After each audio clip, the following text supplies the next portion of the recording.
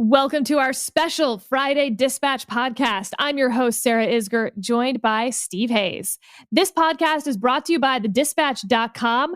Check out the website and sign up for a 30-day free trial to get all of our best newsletters, including members-only stuff, and you can jump in the comments section finally. Also, right after the debates coming up September 29th, we will be having Dispatch Live for our members. So if you sign up now for the 30-day free trial at thedispatch.com, you can join us right after the debates for a special members-only Dispatch Live to get Jonah, David, Steve, and my take on how it went. All right, our episode today, we are joined by Miles Taylor. He was the chief of staff at the Department of Homeland Security and has come out to endorse Joe Biden and start the group Repair. We will talk to him about why he has endorsed Joe Biden after serving in the Trump administration and what this group is all about.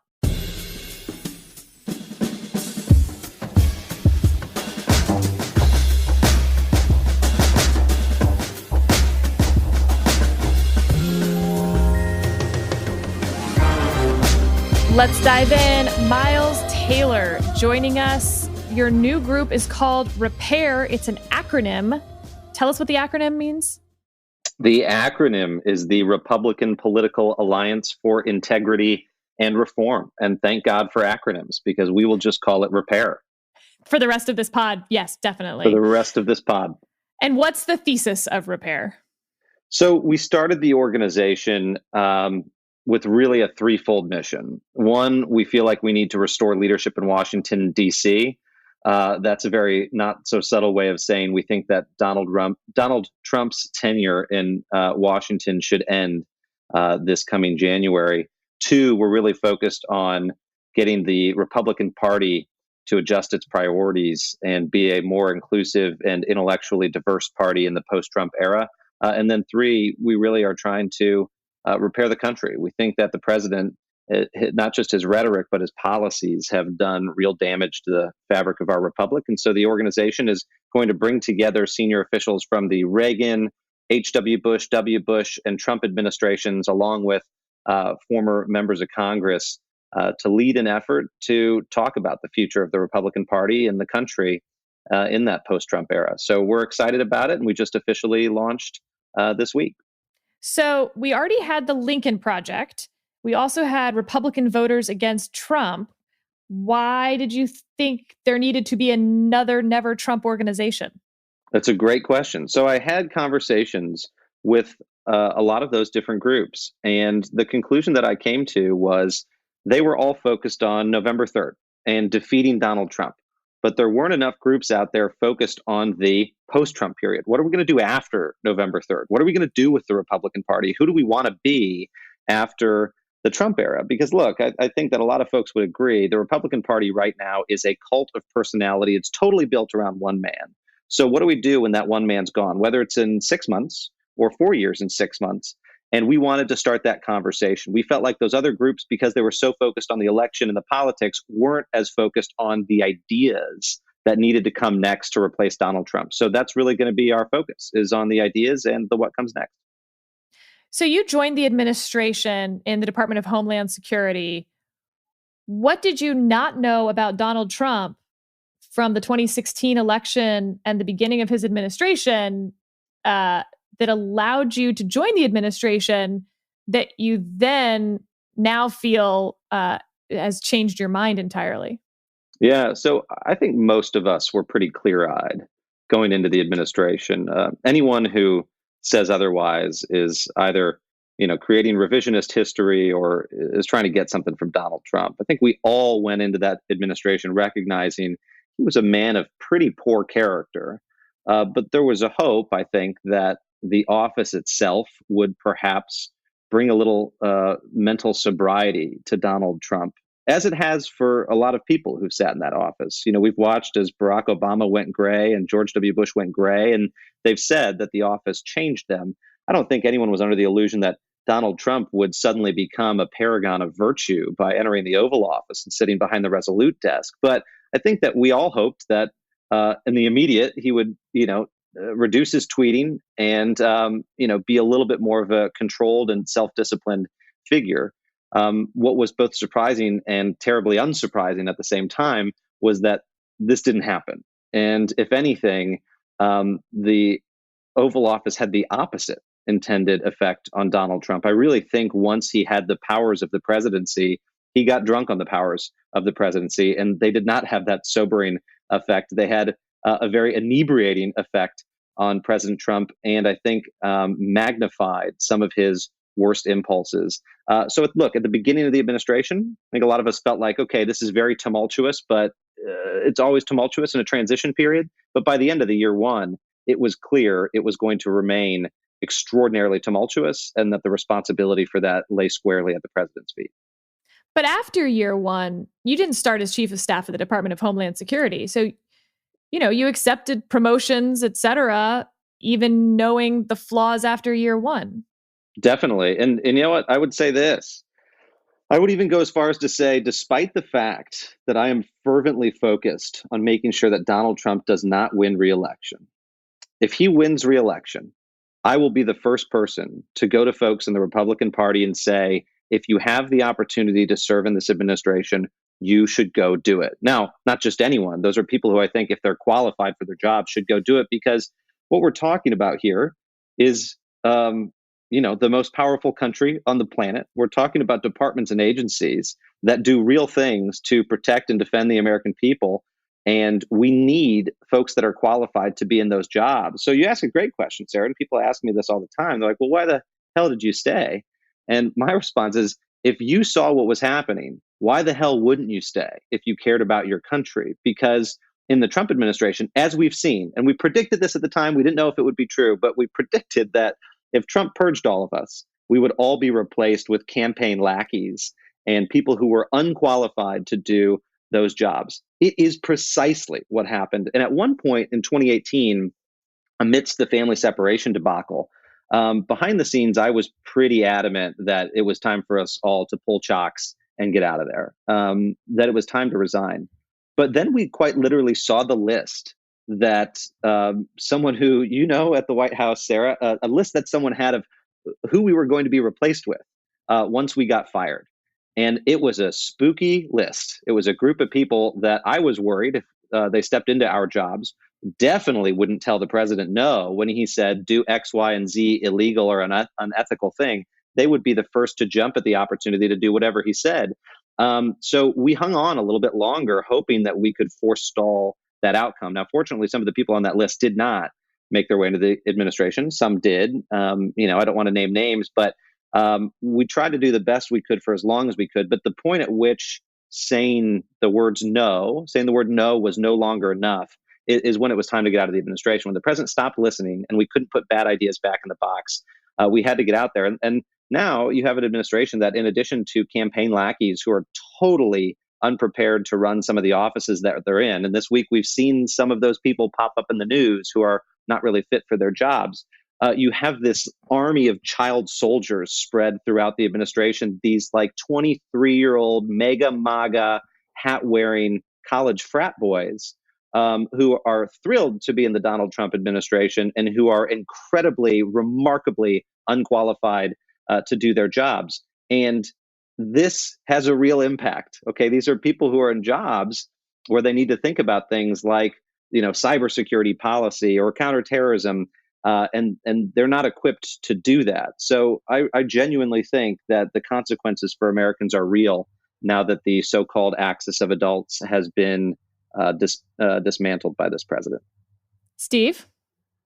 So I want to try to give our listeners a sense of what it was like on a day-to-day basis working in the administration. One of the things that's been so frustrating to cover as a reporter whose job is to convey sort of the truth and the reality of what's happening is that I would talk to people like you, I think, who have many of the same views that you hold, had similar experiences to the ones you had, who would tell me these stories off the record in a way that I wasn't allowed to report them. And I'm talking about dozens and dozens and dozens of conversations like this. as you're doing your day-to-day work, are you aware in a sort of a general sense of who else shares your views? And were there pockets of you who spoke to one another? And, after a particularly crazy meeting like the ones that you've written and spoken about, say, oh my gosh, I can't believe this is happening? Yeah, it's a great question. I want to start by saying, though, you asked Steve what it was like to work there.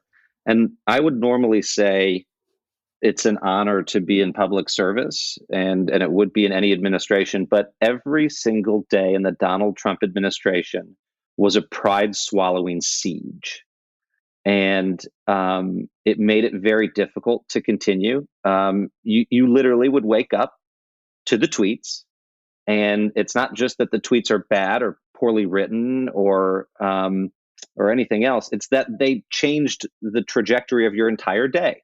So when Donald Trump would get up and tweet about a caravan and say, I'm going to seal the southern border. Well, that day we might have been responding to a real-time intelligence threat stream against Americans having nothing to do with the border. But because the president got up and said, I'm going to seal the border, we had to cancel everything, rush to the White House, get the senior staff involved, and try to convince the president that sealing the border actually wasn't going to solve the problem. We can talk about the mechanics of that later and why his obsession with sealing the border was so completely misplaced, both in terms of his authorities and the actual ability to solve an immigration problem. But that's what the day would be like, is those tweets actually had a waterfall effect on everything in Washington. And it's a truism in D.C. that when the president's schedule changes, everyone's schedule changes. His cabinet secretaries, the sub-cabinet, all the way down to the staff level and reporters, the whole thing changes. That happens occasionally in Washington. I worked in the George W. Bush administration, and sure, the president's schedule will change and, the whole day shifts. But with Donald Trump, that happens every goddamn day. And so the levers of government don't function when they're being twisted and pulled and turned in all sorts of different directions. They not only don't function, they break off. And that's what it was like under Donald Trump. Now, to your second question about did people feel this way, I would actually say I have a tough time thinking of more than the people I could count on two hands that didn't feel that way. So less than 10 people I can identify were so in line with the president that they wouldn't comment on these things. And there's some of the names that you can imagine at the White House. Other than those, 8 to 10 people, virtually everyone felt this same way. And at least in the universe that I was in with the president's national security cabinet, to a person, they all felt that Donald Trump was reckless, that his impulses, if allowed to be implemented unimpeded, would be dangerous to Americans. And I'd say the majority of them genuinely felt that the president was unfit for office. They really felt that this man was just not qualified to do his job based on what they were seeing. I don't want to call any of those people out by name. I'm really hoping that they'll speak for themselves. But it was virtually everyone. Yeah, Sarah knows. You would leave these meetings and you would look at each other and just be like, dear God, what did he just say? And often you would walk out and he would have just given you an order that was something you literally couldn't implement, either because your agency didn't have the resources or the authorities, or again, because it was against the law. And you would say, okay, so what do we do to get back in there to tell him we can't do that? And often that would fall to the White House chief of staff or someone else to later in the day have to go into the Oval. But then, you would get direction from the chief or someone else. Hey, just pause. Don't go forward with this yet. And let's see if we can figure it out. But this was all the time. And what was disappointing to me, though, many things were disappointing. This administration's been one of the greatest disappointments of my entire life. But what was really disappointing was how many people in that room who, though they felt this way, would sit in the Oval or the Situation Room or at a meeting with the president and wouldn't speak up. So there were a lot of folks that felt this way behind the scenes, but in that crucial moment when they've got to speak truth to power, would be silent. And that was especially evident in years 2 and really year 3 at this point. By the time a lot of the senior folks had been kicked out, there were just a lot of yes men that took their jobs and would sit there and smile at the president at whatever he said, whether it was, racist or xenophobic or inappropriate. And they'd kind of laugh, and just play along. That was really disturbing for me to see. And people at the cabinet level, too, who were just really well-respected folks on the outside, who would hear the president say just nasty stuff, and they just kind of chuckle at him and move on with their day. That's when I thought, dilemma, this is sick. Yeah, isn't the dilemma there? I mean, let me play devil's advocate. Let's say you're Secretary of Health and Human Services, and the president is in a meeting and saying a bunch of things that are contrary to what he's being told by his top coronavirus advisors. He's spouting off about hydroxychloroquine. He's down talking the use of masks. He's saying things that I think the ever shifting scientific consensus is against. If you're Secretary Azar and you speak up, and especially in a meeting where you would be challenging the president in that way, isn't it likely that you're going to be gone before the end of the week? And aren't you better off to sort of hold your fire, do what you can behind the scenes, working the levers of the bureaucracy to effect change, than frontally challenge the president in such a way that you will be on the outs? Or is it the case that once you start doing that, you always do that and then you're just an enabler? Well, there are ways to do it. And I will, I'm really trying to keep most of the names of my former colleagues and bosses out of my mouth. But one person in particular that I want to say, well, I want to mention John Kelly. Look, when John Kelly was White House Chief of Staff, I think he really did this the right way, because Chief Kelly would not openly challenge the president unless it was an important, fact that needed to get out there to contradict maybe a misperception or something in the room. If the chief had differences with the president that needed to be aired very openly and candidly, he would do that privately with the president. And I think that's very important. I don't think it's appropriate, to go to battle with the president in front of a large group of people in an uncivil way. And so, folks handled that in a lot of cases the right way. But, when he's sitting there, you also can't be scared to tell him the truth. And people were frequently scared to tell him the truth. I mean, I'll give you one example. I've said before that the president liked to say that he had magical authorities to do whatever he wanted. Well, one of those authorities he was really excited about is something called, it's a provision of law that's Section 212F of the Immigration and Nationality Act, which allows the president to deny entry into the country of certain individuals, and he can cite national security reasons. President really didn't understand how this authority worked. He was told by someone in the White House that it allowed him to keep whoever he wanted to out of the country whenever he wanted. So, we were sitting in the Oval Office, and he had some very senior folks in there and said, well, I've got 212F. Like, let's just use that authority. It's that magical power. Let's use it. And we're going to use it to keep everyone out. Okay, that's the order. Let's move on. No one spoke up. So, little old me from the couch had to jump in and say, sir, it actually doesn't work that way. There's a whole bunch of restrictions, to this authority. And he hated hearing that. But it kind of forced us back into a conversation of, no, we can't use this tool to do everything you want. We have to explain that to you. But too often people don't jump in and explain the things that he needs to know. Or on other occasions, Steve, like when there was another time that we were in there and he went off on a tirade about the Mexicans and how much, how frustrated he was with the Mexicans. And I won't get into some of the details because some of them had to do with sensitive negotiations. But in the conversations, he said, look, Mexico's just a total hellhole, isn't it? It's just a total hellhole. And he kind of looked around the room for agreement. And he was like, right? He's like, I can't say shithole countries anymore, but it's a hellhole, right? This is the president. He said that. And you know what most people in the room did? They just kind of laughed and they nodded.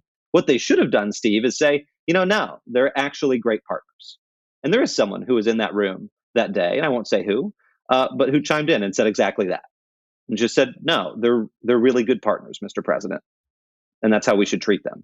And we moved on. But people need to do that. They can't let him be like this, especially in that office. He shows no reverence for that office, nor, our allies in the way that he should. What do you say to a voter who is looking at their ballot this year and sees Joe Biden and Donald Trump and thinks this is a binary choice and understands everything you're saying and believes what you're saying, but also looks at what has actually happened during the administration, the policies that have been implemented, and the Supreme Court justices that have been appointed and says, yeah, I hate the tweets. I hate his mannerism. I understand the character problems. But what this administration has actually accomplished are some goals that I'm in favor of. And I think the Supreme Court is really important. And Joe Biden would be potentially one of the most liberal Democratic presidents in history. So, I'm not electing a pastor in chief and all of those phrases. I'm making a calculated policy decision. And, I wish he didn't do all those things. But if I have to make the choice, how am I supposed to pick between those two? What do you tell them? So I would start off and say this. Donald Trump has done a lot of good things as president, and people are so overtaken by Trump derangement syndrome that they have a hard time seeing it. So we've got to be candid about that. The president's done a lot of good things, and he's done a lot of good things that conservatives like me would like. Deregulation, and you mentioned judges, Sarah, and before COVID-19, I actually think the president has partly been responsible for the surge in economic growth that we had. There are good things about this administration. On balance, I would respond to those folks and say, despite those good things, the ledger is actually imbalanced on the negative side. And as a country, we're in the red. Forget what Donald Trump's done in terms of civil discourse, which I actually think is the biggest problem and the biggest detriment of his whole presidency, is he's so fundamentally divided this country all the way down to the household level that we don't talk to some family members now because of how much Donald Trump has divided us. Put that aside. On foreign policy, my simple answer would be our friends don't want to talk to us anymore, and our adversaries are totally exploiting us because of the president's policies. On national security, I would say that America is less safe because of Donald Trump, and I saw that every day from any number of emerging threats that the president wouldn't pay attention to because he had this wall or nothing approach to governing. He was so focused on the border wall to the exclusion of other emerging threats. And then when it comes to our democratic institutions, I think the president has laid waste to our democratic institutions and checks and balances in a way that will have long-term repercussions, especially if he has a second term. So look, on balance, I actually think, no, he hasn't been a good conservative president, and he's done more harm than good. But that said, you raise the very difficult choice, because someone who's a conservative is going to look at that ballot and say, well, if not Donald Trump, then I'm choosing an administration, a Biden-Harris administration, that's likely to govern more from the left than Barack Obama. My response to them is, this is a character election. Donald Trump's going to do more damage in a second term than Joe Biden will do in his promised one-term presidency. But your only choice is it's not binary. It's just between those two. It's not just between those two, because your best defense against a left-leaning Biden administration is the rest of that ballot. And we're actually pretty good as a country about splitting ballots. So I would recommend to that voter, look, vote for Joe Biden because he's the one that's going to beat Donald Trump and protect this country from irreparable harm. If you can't, write someone in. And if you're still worried about a Biden administration, as I will be, I'll be in the loyal opposition on day one, then your best defense against that is the rest of the ballot. It's those senators, it's those congressmen, it's those representatives that are going to have to hold a Biden administration accountable. And guess what? The system works. I mean, look, Congress wasn't designed to pass laws, right? Congress was designed to stop bad laws from being passed. So we need to elect people into Congress that will hold any administration accountable and make it so that they're not just a rubber stamp on whoever the president is and whatever their agenda is. Let's look at a little bit more at what your repair group is doing and sort of a post-Trump world, whether that's in a year or in a couple months or in 4 years. Let's assume that Joe Biden wins, that we know that within a reasonable amount of time, a day or two. It's a pretty strong rebuke of the Trump presidency, and Republicans lose the Senate as well. In that instance, the conversations that are taking place that week among Republicans, and these are the conversations that you want to help shape. Is it your view that most Republicans will immediately seek to distance themselves from Donald Trump, his presidency, Trumpism, and what he's done? Or will it be the case that because of his sort of overwhelming presence, and the way that he's reshaped the Republican Party, the hold he has on his hardest of hardcore base, that he will continue to be not only a major presence in Republican Party and the discussions about what comes next, but the major presence. There will be an unprecedented reckoning within the Republican Party in the post-Trump period. It will be an internal civil war for the soul of the party after Donald Trump. And I think you've framed it perfectly, Steve. And I think it will be a group of folks who think that Trumpism was effective, both as a political strategy and a governing style, and they'll try to hold on to it. And a good chunk of those people will do that because they so wedded themselves to Trump that they feel like they're going to be unable to separate from that. So they will double down. And I think part of that is really just is psychological. Some people have just so bought into it that now they don't know how to go back to who they were before, focused on, principles-based governing and talking about real conservative policies. And then there's another side, and that those will be the electeds who decide that they need a rinse and repeat cycle and they want to go back to how things were before. But that's going to be tough, and it will be really interesting because the Trump kids are going to try to stay in the game. I mean, the Trumps will not disappear from the scene, whether that's next year or in 4 years. But my prediction would be that a lot of those folks are going to be laughed out of the room. I think that it's really, really hard to maintain the veneer of Trumpism when he is no longer in power. And people, because it's a cult of personality around one man, it's really difficult for them to carry it on their own. So I do think that more rational conservatives will win out, but there has to be what I call this rinse and repeat cycle.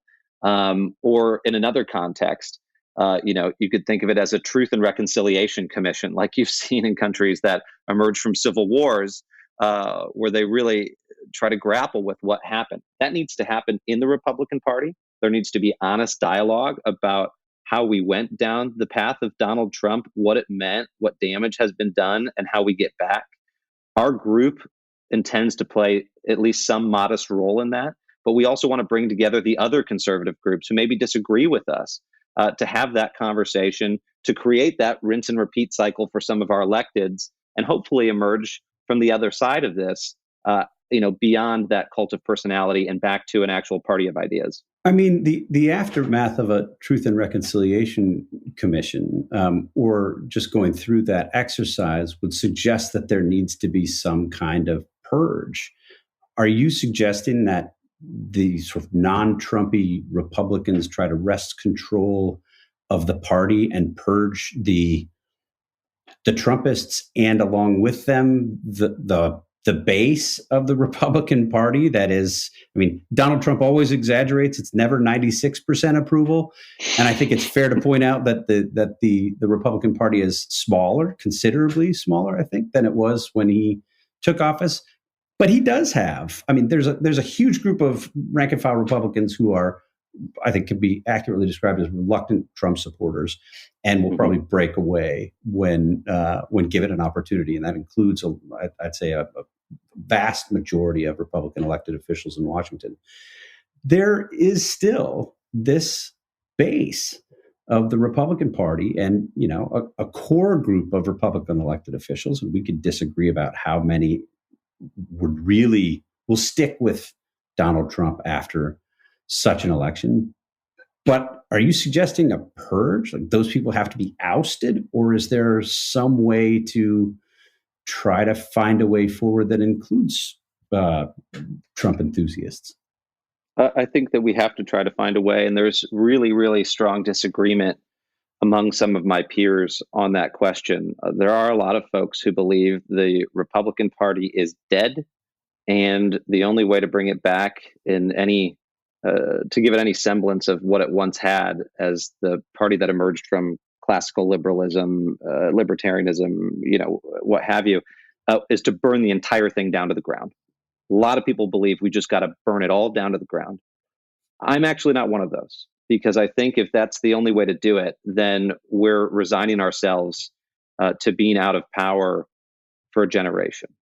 And I'm not sure that what emerges in its place, if we burn it all down, is any better. I mean, there's something to be said for a big party, if we can expand the tent, where there's a lot of ideological disagreement. There's something to be said about that, because those forces in the party tend to have a moderating influence on each other, or they should. If we break the Republican Party in two, and then we let all of the factions go off and do their thing, we will have a whole bunch of extremist factions that we don't want to see in American politics develop their own singular voice. I think having them under the tent of the Republican Party allows them to be regularly challenged and kept in check, but also allows some of the good elements from within them to emerge as part of the broader party. So I think it's very important. It's going to be tough, but I'm not one of those people who thinks that we should go and nuke all of our elected Republicans who supported Donald Trump. I mean, look, there's a whole bunch of people, you guys know them as well. There's a number of senators and congressmen, very prominent, we talk to behind the scenes, that we're all friends with, who see who Donald Trump is. They say to people like us, he's unfit for office. I've known it for the whole time, but I got to vote for him. Otherwise, I'm going to lose my reelection. I got to support him. And some of these people in very important moments of decision have lost their spines. I could not say in stronger or harsher terms how disappointed I've been in some of those members of Congress. But you know what? I'll be the first one after this election, if Donald Trump loses, to go to them and say, I completely understand, but let's all start working together again. So the Trumpists need to be kept in the conversation. And I think that's the only way we rebuild, is to understand where they're coming from. But understanding where they're coming from is not an elitist thing. It's really understanding where the American people are, because the American people elected Donald Trump 4 years ago. So there's something about him, even if you find his character repulsive, there's something about him that is inherent in us. Our leaders tend to represent us. And Washington works pretty well in that way. I mean, the founders designed it to be a reflection of the country. So when people say DC's broken, I say, you're wrong. Say we are broken. And so there's something in Donald Trump that we need to learn about ourselves and talk about after this. And the only way to do that is actually to keep the Trumpists in the conversation. Steve and I have a friendly wager about 2024. If Donald Trump loses this election and decides to run again a la President Cleveland, I think that he will crush in the Republican primary and be the nominee in 2024. And Steve does not. And I think you can imagine both of our arguments, namely, and Steve, correct me if I'm wrong, Steve thinks that for all the reasons that you've sort of described and the ambition of many other Republicans out there who want to run for president, there will be plenty of people saying like, okay, well, we tried that, but look, we need to move forward, vote for me. And that will be enough. I think that they will divide the non-Trump vote. I think primary voters look very different than general election voters. And that name ID alone would overwhelm all of that. And you'd end up with something actually pretty similar to 2016. Where do you fall on the Grover Cleveland 2024 dilemma? Well, that presumes that in that primary, Donald Trump can beat Lou Dobbs and Sean Hannity and Chris Kobach. And I think that's going to be his challenge, is can he defeat the monsters that he's helped create? No, I really don't. I really, really firmly believe that Donald Trump would fail if he tried to run in a primary again. And here's why. Hopefully we learned our lesson from 2016. Donald Trump eked through, I don't think, by virtue of his positions, I don't think the majority of people in the party loved Donald Trump. I think he got very lucky in that it was an incredibly split field. And there were so many moderates and conservatives in that field that Donald Trump's very vocal, foaming at the mouth, let's say 23%, ended up carrying the day for him time and time and time and time again. And he snowballed all the way to the nomination. I think if this happens again, given what we've seen, and Donald Trump tries to run for another term in 2024, the field will be much thinner, and deliberately, because we will be focused on making sure as a party that this doesn't happen again. Maybe that's a little bit too optimistic. Maybe I'm woolly-eyed about this, but I think it would be a different field and a different primary if he made another run for it. But it's a conversation that people haven't had before, Sarah, and I think it's a really good discussion point to continue to put out there, because it's a barometer for where we are as a party in a country to think about that hypothetical. Okay, last question. On Wednesday, we discussed our least favorite chores around the house, and certainly in coronavirus times, I think we're all doing more chores probably. But I'm going to flip it. What's your favorite chore, however you want to describe that, like thing you do for upkeep around the house that maybe other people don't like, but you take some pride in or some joy in? I really, really, this is going to be the weirdest comment. Look, I'm just going to say the first thing that came to my mind, Sarah. I get satisfaction out of seeing the toilet bowl cleaned. I'm not going to lie. If that thing is dirty, it should always be clean. Okay. But if it's not, it's the thing that needs to be cleaned more than anything. If that's dirty, it's a problem. Do I really like doing it? No. But am I happy to walk in there and say, that has no germs on it? I'm very happy. So I went there. Not in a million years did I think that was the answer we were getting. Neither did I, but it's reasonable logic. Steve, what brings you joy? I like to vacuum. I like to see the progress that I've made. You can listen to podcasts or music. I like to vacuum a lot. Huh. Like a lot. I mean, not that much, let's be honest. I like to, in the context of crappy household chores, I like to vacuum a lot. Well, I like the crappy one. In coronavirus times, I have found I really enjoy tidying the kitchen. But it's like you said, Miles, it's not that I enjoy the tidying, it's that I love walking by the kitchen and it is tidy. And therefore, I don't mind putting in the tidying needs. I can get on board with that. Yeah, it brings me such joy. All right. Well, thank you, Miles, so much for joining us. This has been a treat. You and I sat across several tables together for a few years there. And it's nice to sit across this virtual table from you. Well, likewise. It's been a pleasure to be with you guys, and a lot more conversations to have in the future. And now I'm worried that people are going to be ringing me up and asking me to clean their bathrooms. So anyway, I was already texting. I had already drafted the text. That's so awkward. All right. Thank you, listeners. Thanks for joining us. We'll see you again next week.